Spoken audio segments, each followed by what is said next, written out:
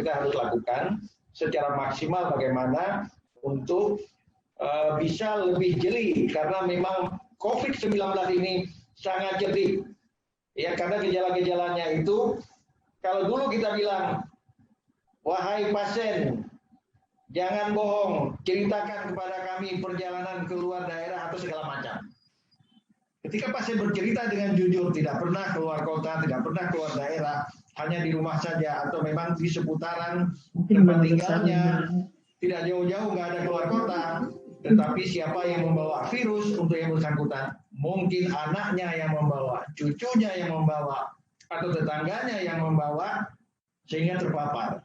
Jadi kalau kita semata-mata mungkin hanya mengandalkan pada kejujuran apakah ada terpapar dengan yang positif, ada keluar daerah, tentunya kita akan kecolongan. Jadi relevan sekarang kenapa yang pada topik hari ini, bagaimana IGD rumah sakit itu harus melakukan inovasi-inovasi untuk melakukan penapisan. Jadi sehingga bisa lebih jeli untuk mengetahui mana yang memang yang kita curigai atau memang nanti terbukti memang itu positif COVID. Saya lebih ingin secara gamblang untuk menyampaikan seperti apa strategi kita di dalam mengatasi COVID di era sekarang ini. Kalau mungkin yang orang laki ini gampang memahami strategi pemain bola. Pemain bola untuk menang. Untuk menang bertanding bola. Sedangkan memang untuk COVID, bagaimana kita bisa melawan menang. Kita menang, jangan sampai COVID-nya yang menang. Ada dua cara. Kalau pemain bola itu ada yang gaya bertahan. Pokoknya jangan sampai kebobolan, jangan sampai gol. Ada yang gaya menyerang. Pokoknya menyerang terus supaya kita bisa kalahkan lawan. Jadi sekarang kita mungkin di dalam untuk melawan COVID ini harus menggunakan cara-cara bertahan dan cara-cara menyerang. Cara bertahan adalah bagaimana rumah sakit kita ini tidak kolap. IGD tidak tutup, rumah sakit tidak tutup, tenaga kesehatan tidak terpapar. Inilah upaya-upaya bertahan dengan cara-cara apa yang harus kita lakukan. Baik di garda depan di IGD, di tempat-tempat yang lain di rumah sakit kita ini, kita lakukan cara-cara yang strategis, upaya-upaya yang maksimal, sehingga semuanya itu bisa kita lakukan dengan baik. Jadi nanti pemateri kami akan menyampaikan dari A to Z, dari yang sangat detail, cara-cara yang bisa melakukan inovasi-inovasi dan apa yang harus dilakukan sebaik mungkin. Yang berikut adalah, kalau bicara terhadap APD yang digunakan, semuanya itu ada standarnya. Nanti akan disampaikan oleh pemateri secara detail. Bagaimana? Jadi kita juga tidak ingin menggunakan APD itu yang over, berlebihan, atau memang yang under, tidak sesuai dengan level. Karena kalau kita memang membuat level-level APD ada level 1, 2, dan 3, sehingga semuanya itu bisa tepat penggunaannya. Jadi kami ingin ngajak bersama-sama kita semuanya, seluruh rumah sakit di kabupaten kota, 23 kabupaten kota, rumah sakit pemerintah, kemudian juga rumah-rumah sakit swasta, yang tentunya hampir semua 68 rumah sakit yang ada di Aceh ini, semuanya itu sudah terakreditasi. Mulai dari bintang 1 sampai bintang 5. Juga termasuk 3 rumah sakit pemerintah yang memang berada di provinsi. Jadi kalau ditanya, apakah kita siap untuk merawat pasien-pasien COVID? Kami menyatakan tidak ada satu rumah sakit pun yang tidak siap untuk untuk merawat pasien COVID. Kita tahu semua pasien COVID adalah, kalau saya membagi 3 kategori. Yang pertama adalah ringan atau OTG atau memang betul-betul tanpa gejala. Yang kedua adalah dengan gradasi sedang. Yang ketiga adalah dengan gradasi berat. Kami mengajak teman-teman semua dari rumah sakit kabupaten kota, baik rumah sakit pemerintah ataupun rumah sakit swasta, silahkan rujuk pasien-pasien dengan level gradasi sedang dan berat ke Zainal Abidin. Sedangkan pasien-pasien yang positif OTG tanpa gejala, silakan teman-teman merawat di rumah sakit daerah. Tidak memerlukan ruang yang sangat khusus, tidak harus membangun rumah sakit baru, tidak harus membangun satu fasilitas yang baru, tetapi adalah ruang-ruang kamar-kamar yang ada tinggal diatur secara sederhana. Nanti akan bisa ditanyakan pada Pak Menteri seperti apa SDM-nya, seperti apa persyaratan ruangannya. Dan kami meyakini tidak ada satu rumah sakit pun yang tidak mampu lakukan untuk merawat pasien-pasien yang positif OTG.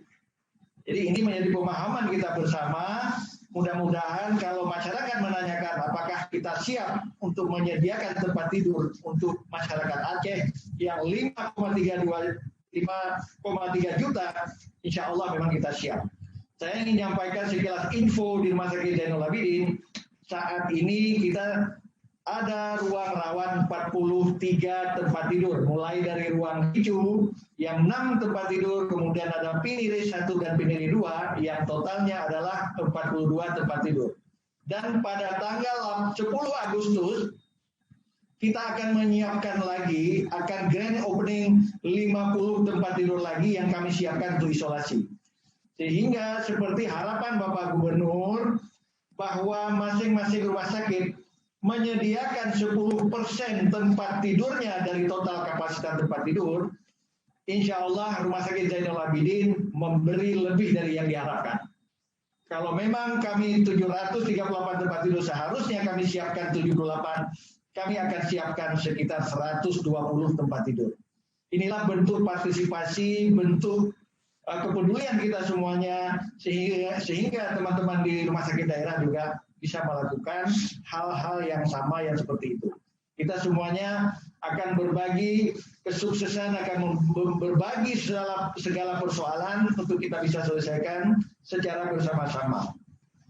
Jadi ini yang dapat kami sampaikan, sambutan kami. Mudah-mudahan ini adalah langkah awal kita melakukan webinar dengan Zoom ini, dan nanti kita akan tampung masukan-masukan atau ada webinar-webinar lanjutan yang akan bisa kita lakukan secara bertahap. Apa yang memang teman-teman perlukan di daerah, insya Allah kita bisa bersama-sama untuk bisa mengatasi atau memang melawan COVID ini. Yang jelas memang kita tidak bisa mundur, kita tidak bisa lari dari persoalan ini, tetapi mari sama-sama kita hadapi.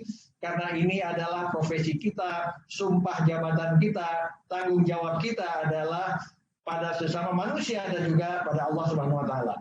Mudah-mudahan Allah memberikan segala kemudahan untuk kita di dalam menangani COVID ini, dan kami yakin bersama-sama kita bisa. Sekali lagi kami juga berterima kasih pada Ibu Diah bahwa acara yang beliau gagas dan pada pagi hari ini sampai siang mudah-mudahan bisa berjalan dengan lancar. Dan dapat kami sampaikan peserta sampai saat ini sudah terdaftar 240 lebih dan masih juga berlangsung, masih ada yang sedang mendaftar. Demikian saja, lebih kurang mohon maaf. Wabillahi taufiq wal hidayah. Assalamualaikum warahmatullahi wabarakatuh.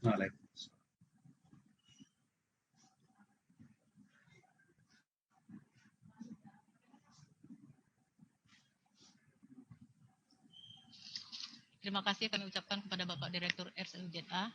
Selanjutnya kita dengar kata sambutan dari Kepala Dinas Kesehatan Provinsi Aceh, Dr. Hanif. Kepada Dr. Hanif kami persilahkan.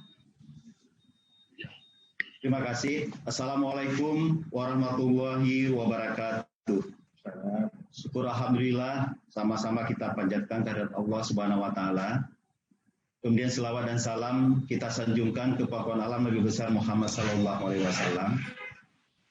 Yang saya hormati Ibu Diah Edi Dawarti yang juga sebagai Wakil Gugus Tugas Provinsi Aceh, kemudian Bapak Direktur Rumah Sakit Umum Zainul Abidin, seluruh narasumber dan panitia, serta Bapak Ibu peserta Zoom meeting yang saya muliakan.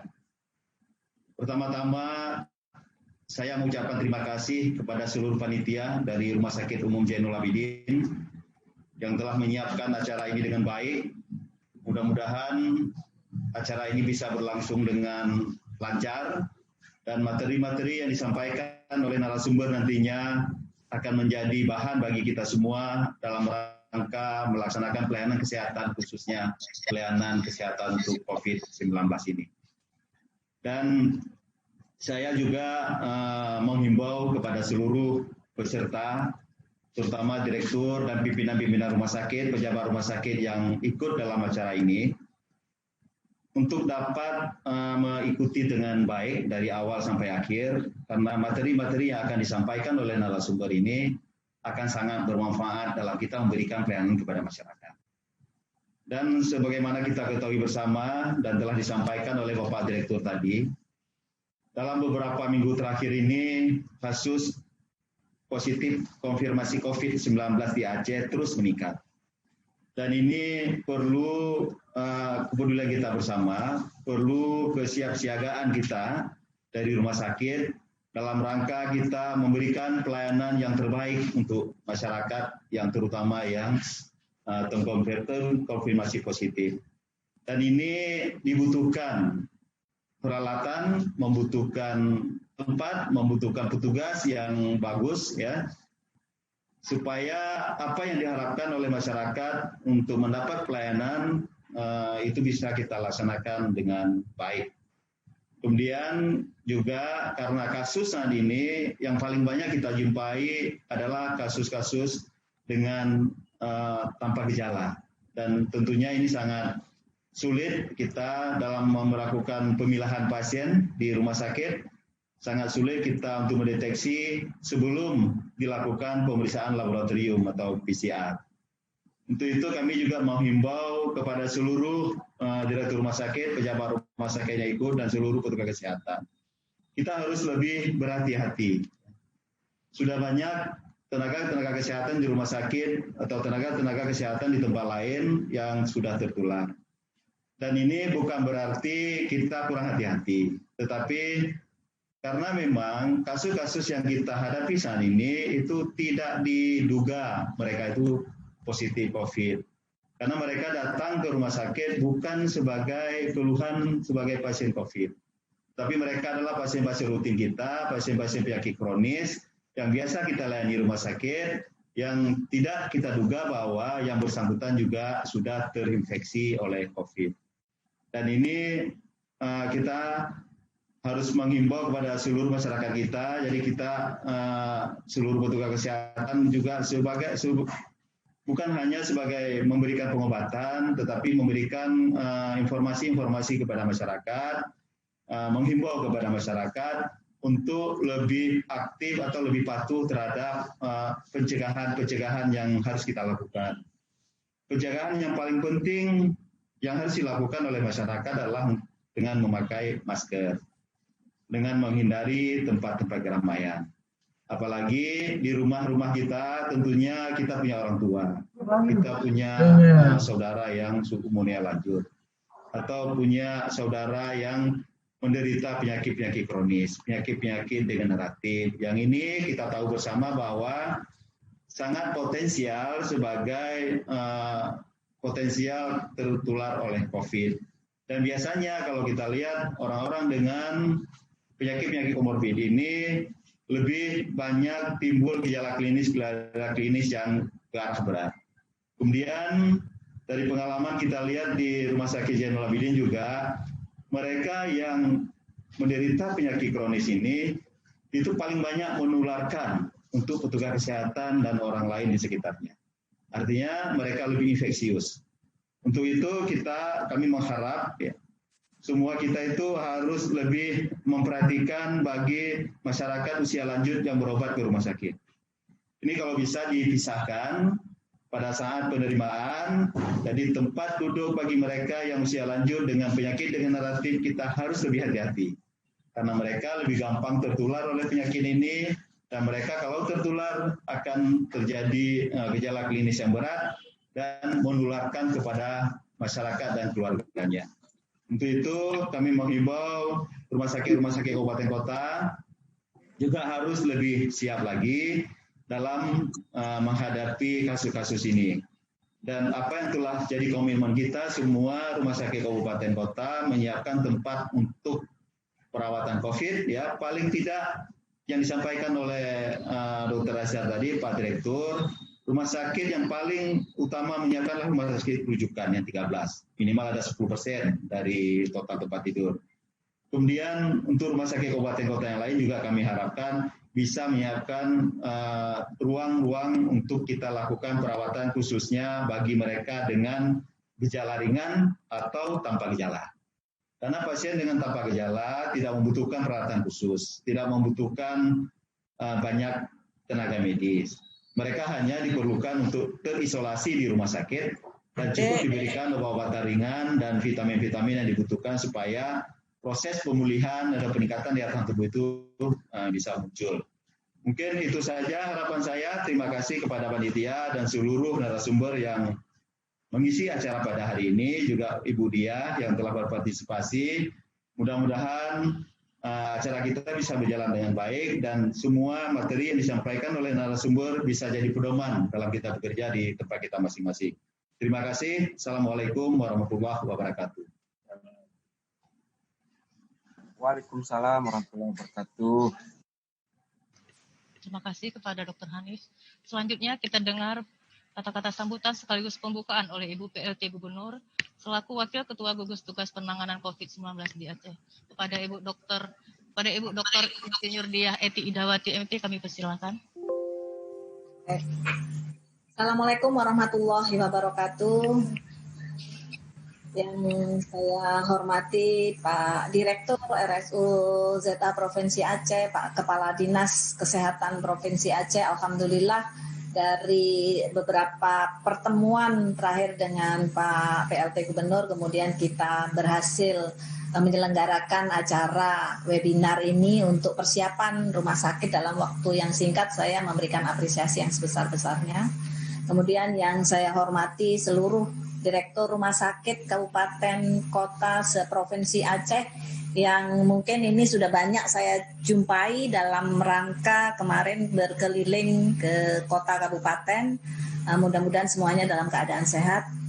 Kemudian Kepala Dinas Kesehatan Kabupaten Kota, seluruh direksta di seluruh Aceh, para narasumber serta para webinar yang berbahagia. Yang pertama tentunya kita dalam kondisi apapun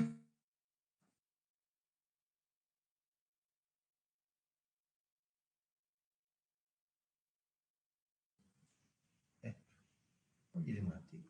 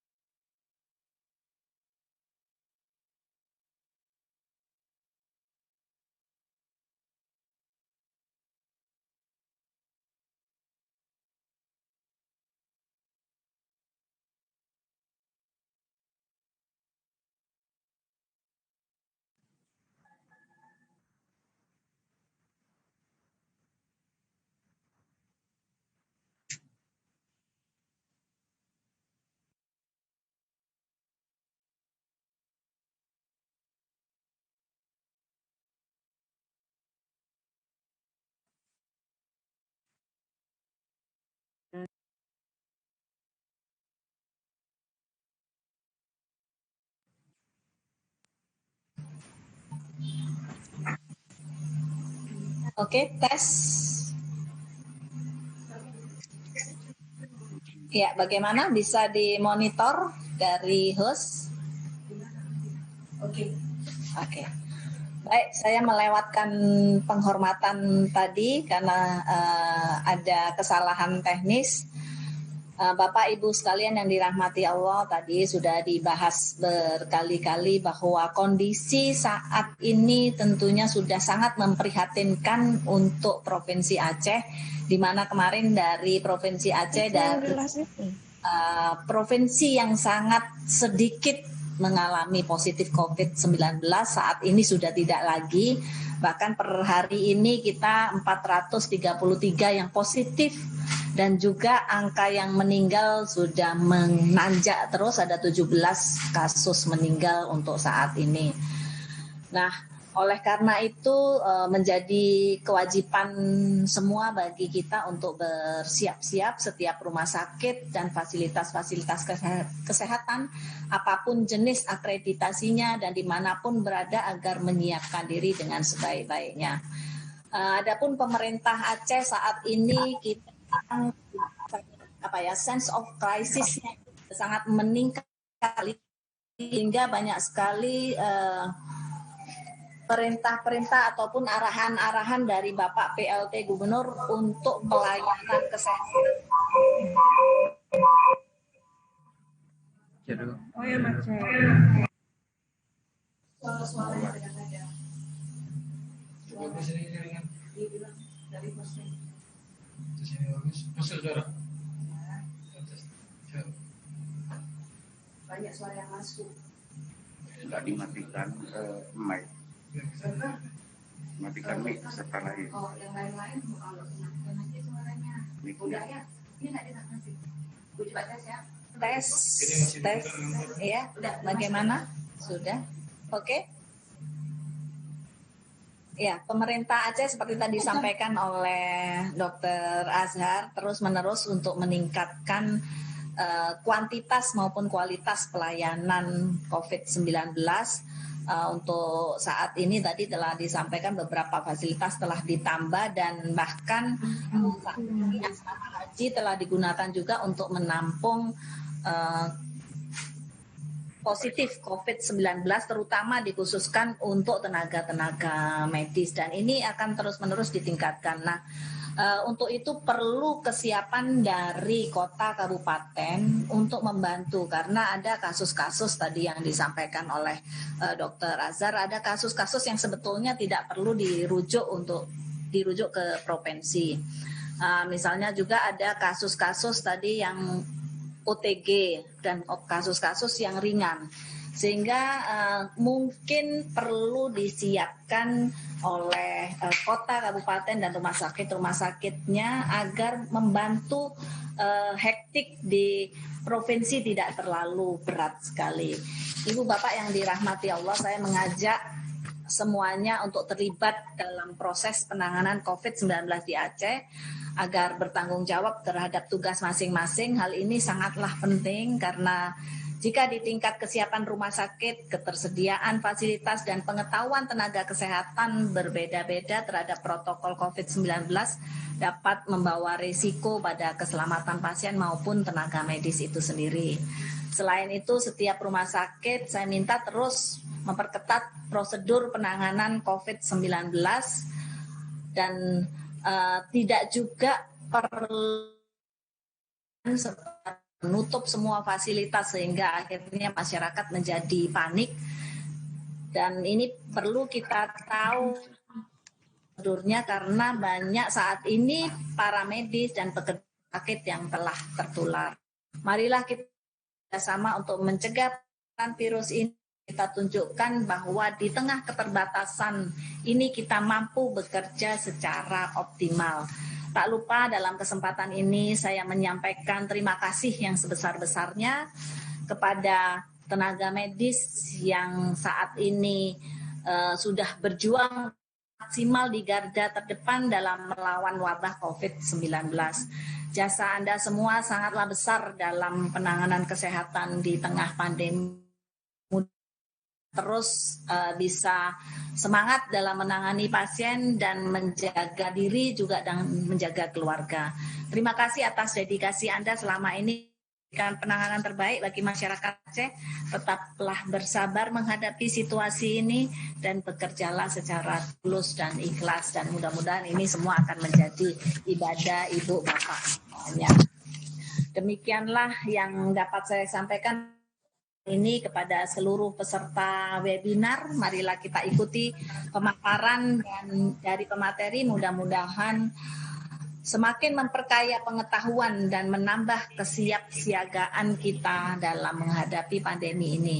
Semoga Allah SWT senantiasa melimpahkan rahmat, karunia, dan ridhonya kepada kita semuanya. Billahi taufik wal hidayah. Assalamualaikum warahmatullahi wabarakatuh.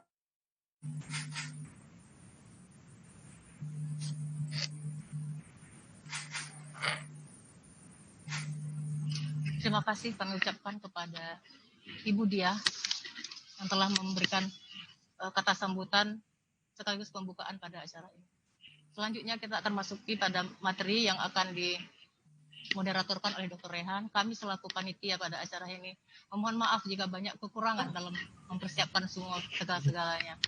Saya akhiri dengan Assalamualaikum warahmatullahi wabarakatuh. Selanjutnya kami serahkan kepada Dr. Rehan.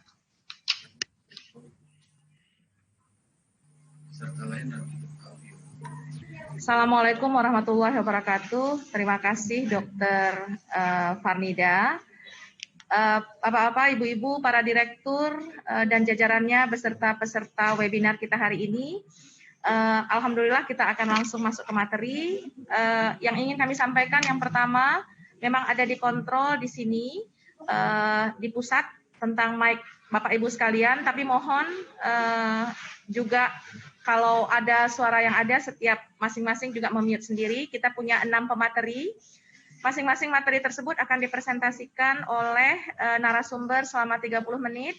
Kita punya sesi diskusi 10 menit di akhir setiap topik. Nanti pada saat berdiskusi ada 2 cara kami mohon. Yang pertama, peserta mengaktifkan fitur raise hand. Ya, jadi diklik fitur raise hand, kemudian nanti akan disampaikan oleh moderator baru memulai untuk bertanya. Atau bila nanti waktunya tidak mencukupi atau tidak bertanya bisa memakai chat, nanti akan disampaikan oleh moderator. Kami nanti akan men-share semua materi tersebut, linknya akan ditampilkan nanti di akhir sesi, jadi bisa di-download. Untuk itu kita akan mulai dengan mempersilahkan pemateri pertama. Topik pertama adalah tentang alat perlindungan diri atau APD pada masa pandemi. Bagaimana cara memakai, cara melepas, cara menyimpan, dan lain sebagainya, akan disampaikan oleh Dr. Benny Kurnia, spesialis THT Kepala Leher Konsultan Fix. Beliau adalah Ketua PPI Rumah Sakit Umum Dr. Zainul Abidin, yang selama ini bersama-sama dengan tim mempersiapkan, karena kami punya, Alhamdulillah Zainul Abidin punya area COVID dan non-COVID, dua-dua hal tersebut dibantu dengan amat sangat banyak oleh PPI dalam mempersiapkan hal tersebut. Bapak dan Ibu sekalian, mari sama-sama kita mendengarkan dengan baik dan silakan bertanya apapun, sehingga setelah disampaikan oleh beliau, Bapak dan Ibu sekalian bisa langsung mempraktekkan di rumah sakit masing-masing. Dr. Benny, kami berikan waktu 30 menit untuk presentasi, nanti akan diingatkan oleh panitia. Kemudian akan kita buka dengan sesi diskusi. Silakan Dr. Benny.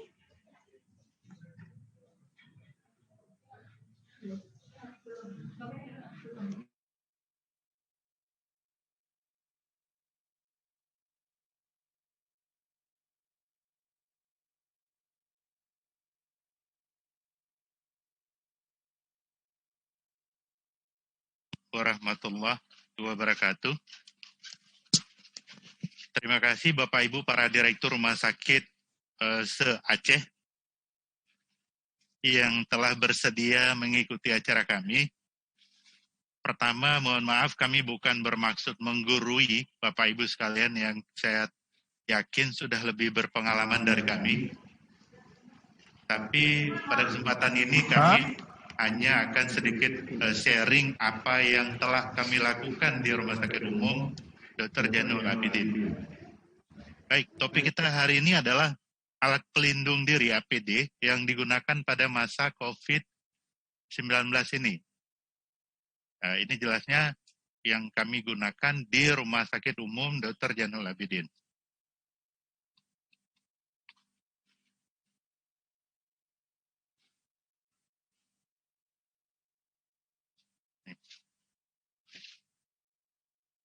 Nggak bisa. Oke. Baik.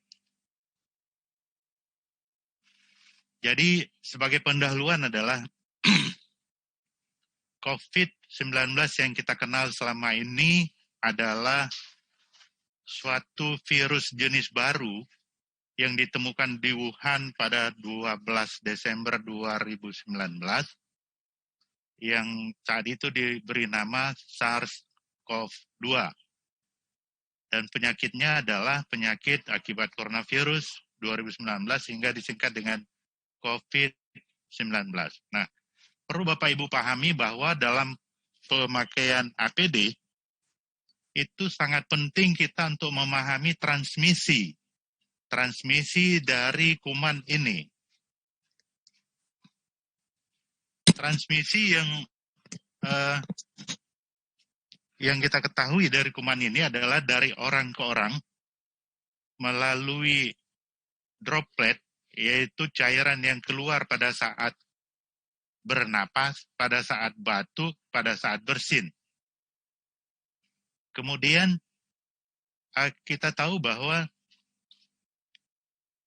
di area publik itu menjadi primary site, tempat primer sebagai transmisi, di mana jarak antar manusianya yang begitu dekat sehingga droplet dari pembicaraan itu juga bisa menyebabkan penularan dari kuman. Inkubasi dari virus ini diketahui tanggal 1 sampai 14 hari. Kemudian harus diingat bahwa saat ini sudah sudah di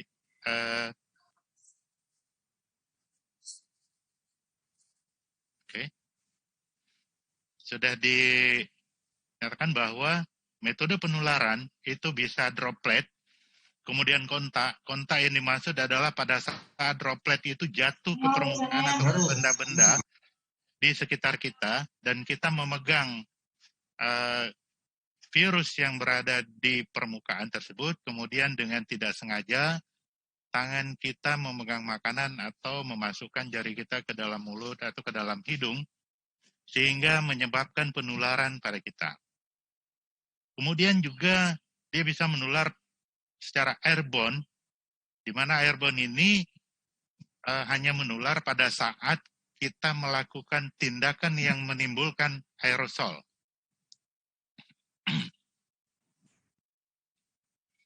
Misalnya pada saat dilakukan intubasi, trakeostomi, bronkoskopi, dan pelayanan gigi. Pelayanan gigi maksud pada saat beliau, dokter gigi, melakukan pengeboran pada gigi.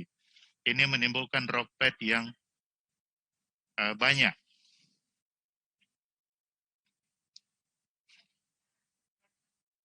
Oh, belum jalan.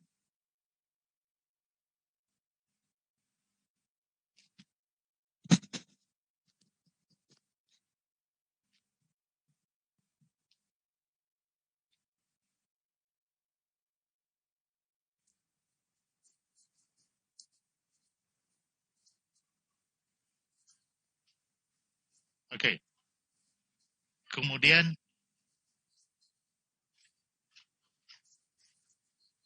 yang lain adalah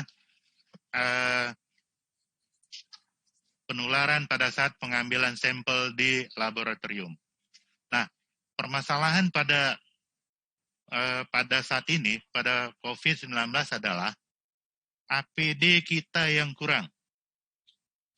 Kemudian, penggunaan APD di beberapa tempat yang masih belum tepat. Kekurangan APD ini kalau tidak salah diberlaku secara nasional, dan yang terakhir adalah stok terbatas.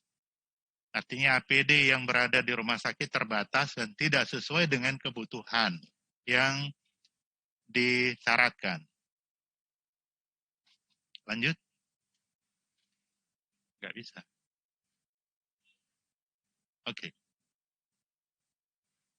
APD itu adalah suatu perangkat alat yang dirancang sebagai penghalang terhadap penetrasi zat partikel padat cair atau udara untuk melindungi pemakainya dari cedera atau penyebaran infeksi yang dihasilkan oleh virus, bakteri, atau penyakit lainnya apabila digunakan dengan benar. Nah, kata intinya adalah APD digunakan dengan benar, sehingga dia baru berfungsi sebagai alat pelindung diri.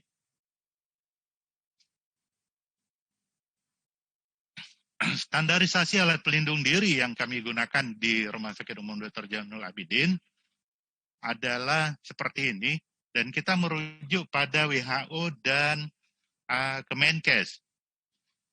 Panduan APD itu harus sesuai dengan persyaratannya dan penggunaannya berdasarkan area dan prosedur yang dilakukan. Jadi tidak satu jenis APD digunakan untuk seluruh rumah sakit. Ada area-area tertentu menggunakan APD yang bagaimana, area lain harus seperti bagaimana. Kemudian yang paling penting adalah cara penggunaan dan pelepasan APD. Karena banyak kejadian cara penggunaan dan pelepasan APD yang tidak pada tempatnya, tidak sesuai, menyebabkan kita terkontaminasi oleh virus ini.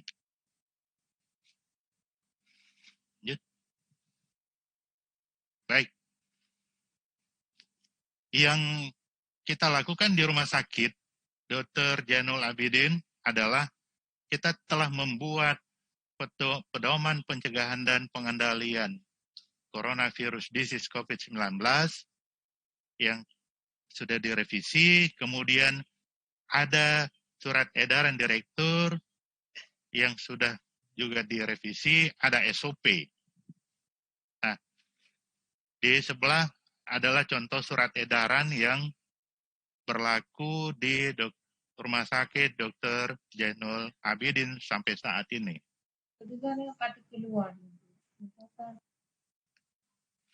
Nah, kriteria APD untuk mencegah dan melindungi tubuh dari paparan virus corona adalah 1. APD ini harus mampu melindungi tubuh dari percikan droplet yang mengandung virus COVID-19. Kemudian, APD tidak boleh mudah rusak.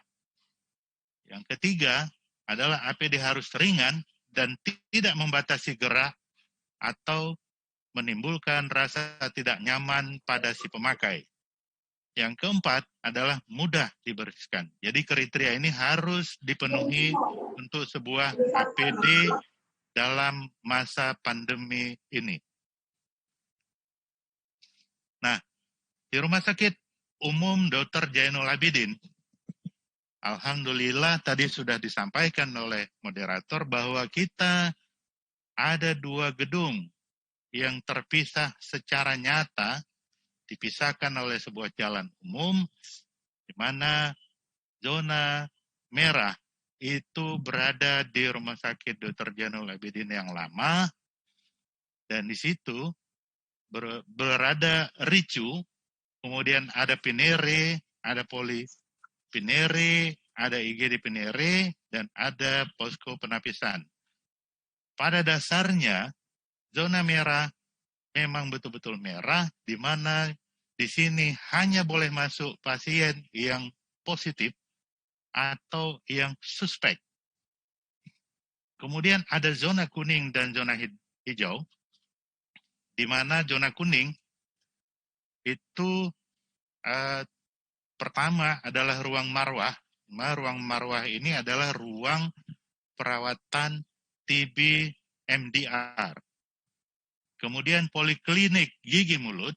Kenapa kita masukkan kuning? Karena tindakan yang dilakukan pada gigi menimbulkan aerosol yang tinggi, maka area poliklinik gigi dan mulut itu termasuk zona kuning. Kemudian poliklinik THT, paru, MDR, paru infeksi, endoskopi, bronkoskopi, ini merupakan daerah-daerah di mana pekerjaannya berada di jalan napas. Kemudian di IGD. IGD di mana kita tahu bahwa pasien yang masuk ke UGD itu belum tentu dia dalam kondisi yang tidak terpapar. Jadi kondisi masuk ke UGD, dia masih ragu-ragu, maka kami menempatkan UGD ke dalam zona kuning. Kemudian ruang raci obat kemoterapi dan instalasi perawatan intensif terpadu. Satu lagi adalah AKSA, di mana AKSA ini adalah ruang isolasi yang kami gunakan untuk pasien-pasien dengan penyakit imunokompromis. Kemudian ada satu lagi zona hijau, adalah IBS, instalasi bedah sentral, kateterisasi jantung, ada ruang rawatan. Kemudian ada poliklinik, instalasi hemodialisa, kamar bersalin, radiologi, dan CSSD. Dan ini sesuai dengan petunjuk dari kementerian bahwa rumah sakit harus sekali lagi mempunyai 3 zona ini. Jadi jangan mencampur adukkan pasien bisa masuk ke zona hijau. Yang seharusnya dia berada di zona merah. Ini harus sangat-sangat diperhatikan. Apabila hal ini nantinya terjadi, dikhawatirkan rumah sakit harus ditutup semuanya. Jadi tolong dipahami benar bahwa zona ini harus dibuat di semua rumah sakit. Ya. Nah, di Rumah Sakit Dr. Jainul Abidin, kita menggunakan APD seperti ini. Pertama kita menggunakan masker bedah, ini yang umum dilakukan. Kemudian ada masker N95, ada face shield, Google, ada cap penutup kepala, ada gaun. Kemudian ada baju hazmat, apron yang single use, sepatu boot, ada cover shoes, sarung sepatu, dan ada handscoon. Handscoon yang kami gunakan ada 2 macam. Pertama handscoon bedah, kemudian ada handscoon yang panjang. Bukan handscoon rumah tangga, tapi handscoon panjang istilahnya. Oke. Itu yang di atas bisa nggak? Oke. Jadi pada zona merah, yaitu tadi kita bilang di area ricu, ruang Pinere, Poli dan IGD Pinere, itu petugas yang langsung memberikan pelayanan untuk pasien di area zona merah, dan juga petugas pembersih, cleaning service, harus menggunakan standar seperti yang tertera di tayangan ini. Sistem. Jadi flow system. Pertama, dia harus memakai baju kerja dulu di dalam. Jangan pernah memakai baju dari rumah. Jadi apabila teman-teman yang berada di zona merah baru nyampe ke lokasi kerja, dia harus mengganti baju dari rumahnya dengan baju kerja yang disediakan di lokasi dia kerja. Baju kerja adalah baju yang digunakan di area di mana dia bekerja. Kalau keluar dari situ, dia tidak boleh memakai baju kerja itu lagi. Kemudian setelah dia berganti dengan baju kerja, maka petugas ini kita lengkapi dengan baju level 3.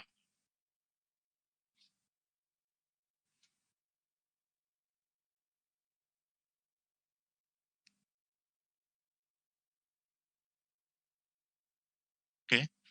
Kemudian yang berada di area kuning ini adalah tadi kita bilang area pelayanan pasien yang berpotensi terjadi infeksi pada petugas maupun pasien. Itu bajunya bukan level 3. APD-nya yang kita persiapkan untuk di level zona kuning ini adalah level 2, di mana pertama semua petugasnya juga tetap harus memakai baju kerja, kemudian dia ada masker. Apabila tidak melakukan kegiatan tindakan yang menimbulkan aerosol, maka maskernya cukup masker bedah.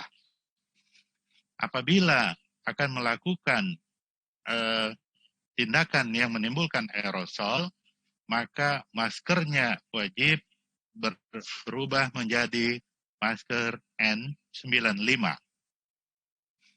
Kemudian memakai kacamata pelindung atau pelindung wajah dan topi, kemudian memakai baju, gaun, ya, memakai gaun, kemudian memakai sepatu tertutup, dan terakhir menggunakan sarung tangan bedah.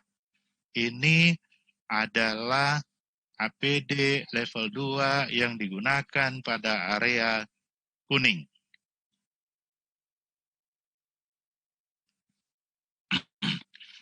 Nah,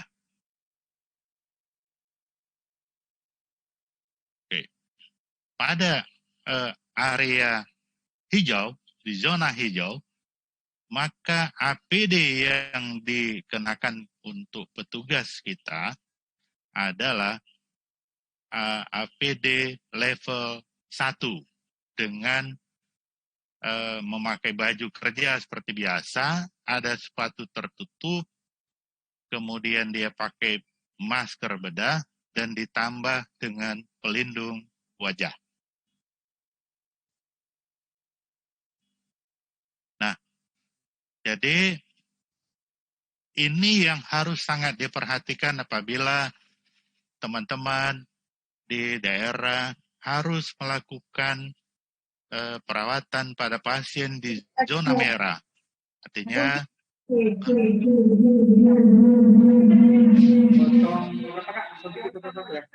ya, apanya? Rumah sakit IK40701. Oke,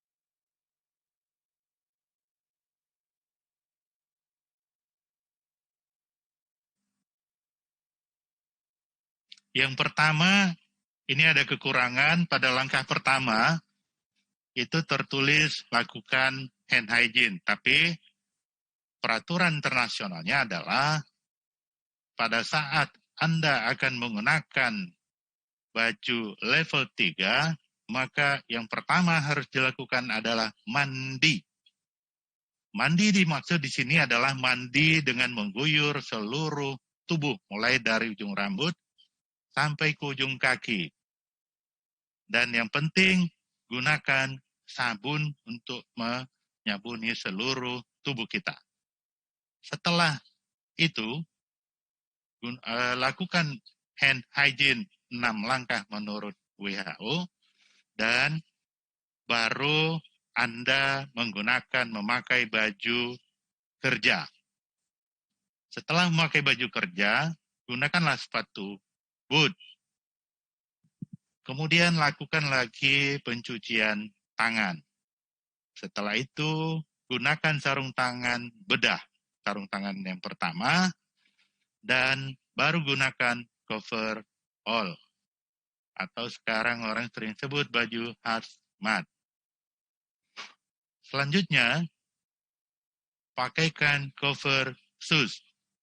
Ya, cover shoes, kemudian baru memakai masker N95, tutup lagi wajahnya dengan face shield, gunakan penutup kepala, baru pakai sarung tangan yang panjang, sarung tangan kedua. Kemudian gunakan apron plastik, ya. Dan apabila Anda akan melakukan tindakan, lapisi lagi sarung tangan kedua tadi dengan sarung tangan yang ketiga.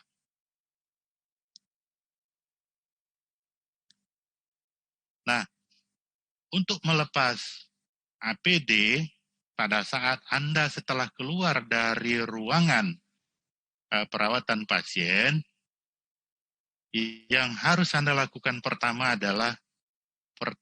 dan utama adalah cuci tangan terlebih dahulu.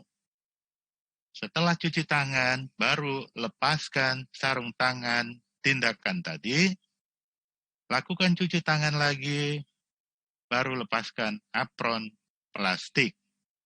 Setelah itu, cuci tangan kembali, lepaskan penutup kepala, lepaskan coverall, sarung tangan kedua, dan cover shoes.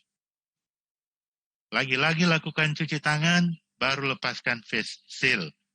Setelah melepas face shield, cuci tangan kembali, lepaskan masker N95, lakukan cuci tangan, lepaskan sepatu boot, cuci tangan lagi, lepaskan sarung tangan pertama, lakukan hand hygiene, dan mandi kembali seperti di awal tadi.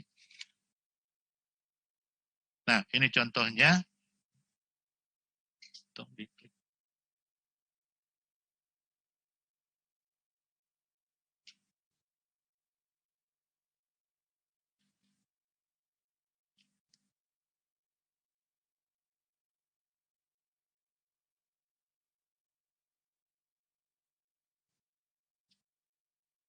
Baik, ini contohnya